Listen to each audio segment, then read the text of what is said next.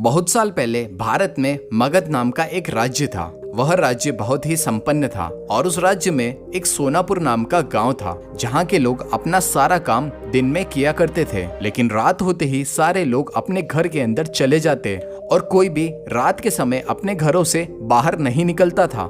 लोग ऐसा बस एक ही कारण से किया करते थे और वो था अंगुलीमाल। अंगुलीमाल बहुत ही खतरनाक डाकू था जो लोगों को लूटकर मार देता था। वह लोगों के बीच डर बनाए रखने के लिए मारे हुए व्यक्तियों की उंगलियां काटकर उसकी माला बनाकर पहनता था। अंगुलीमाल मगध की एक गुफा में रहता था और वो जिस गुफा में रहता था लोग वहां से भी गुजरने से डरते थे, क्योंकि सबको अंगुलीमाल से बहुत डर लगता था। एक दिन गौतम बुद्ध सोनापुर से गुजर रहे थे, तभी उन्होंने लोगों को चिंतित देखा। लोगों को इस तरह से परेशान देखकर गौतम बुद्ध ने उनसे पूछा, क्या बात है, आप सब इतने डरे हुए क्यों हो? ऐसे में लोगों ने महात्मा बुद्ध के सवाल का जवाब दिया, यहाँ एक डाकू अंगुलीमाल का बुरा प्रकोप है। वह लोगों को लूट कर मार देता है और उनकी उंगलियों को काट कर उसकी माला बनाकर पहन लेता है, इसलिए हमारे गांव में लोग बेहद डरे हुए हैं। अब आप ही बताएं कि हम क्या करें? महात्मा बुद्ध ने लोगों से पूछा, अच्छा ऐसी बात है, तो फिर वह अंगुलीमाल रहता कहाँ है? ऐसे में एक व्यक्ति सामने आया और महात्मा बुद्ध को बोला, वह जंगल में रहता है।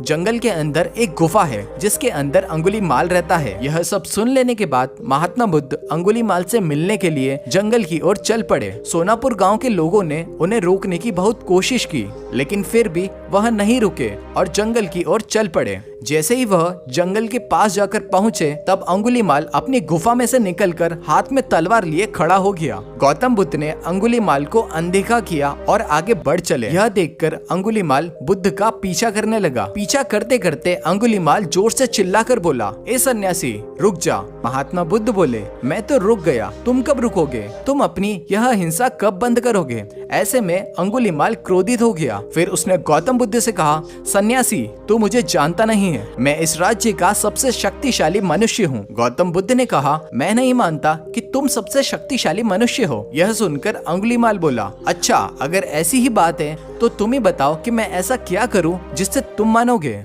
महात्मा बुद्ध ने कहा, तुम जाओ और उस पेड़ में से 10 पत्तियां तोड़ कर लाओ। महात्मा बुद्ध के कहने पर अंगुलीमाल ने वही करा। वह पेड़ के पास गया और उसमें से 10 पत्तियां तोड़ कर लाया। फिर बुद्ध ने कहा, जाओ अब इस पत्तियों को वापस से उस पेड़ में जोड़ दो। यह सुनकर अंगुलीमाल अचंभित हो गया। उसने महात्मा बुद्ध से कहा, यह कैसा बेहुदा मजाक है? भला कोई पत्तियों को तोड़कर वापस पेड़ से कैसे जोड़ सकता है? ऐसे में बुद्ध ने कहा, तुम खुद को सबसे शक्तिशाली कहते हो और इन पत्तियों को जोड़ नहीं सकते। अगर तुम किसी को जोड़ नहीं सकते तो उसे तोड़ो मत। अगर तुम किसी को जीवन नहीं दे सकते तो उसे मारो मत। यह सुनकर अंगुलीमाल की आंखें खुल गई। वह बुद्ध के चरणों में गिर गया और उनसे माफी मांगने लगा और इसके बाद से अंगुलीमाल ने बुरे काम करना छोड़ दिया और वह महात्मा बुद्ध का शिष्य बन गया। इस कहानी से हमें यह सीख मिलती है कि इंसान चाहे कितना भी बुरा क्यों ना हो, वह बदल सकता है। अगर आपको यह कहानी अच्छी लगी तो अपने दोस्तों के साथ इसे जरूर शेयर करें।